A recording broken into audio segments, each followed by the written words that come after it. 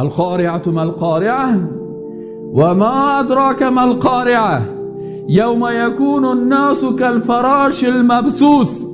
الله میگه شما میفهمین که روز قیامت چه قسم روز است؟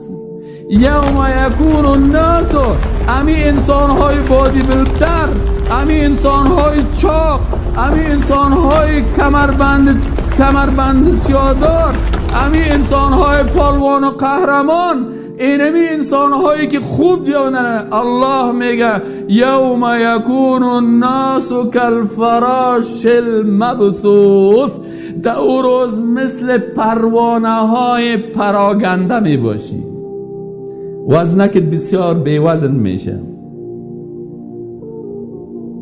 و تکون الجبال، و این کوههای بزرگ است، کالعهن المنفوش، مانند اونمو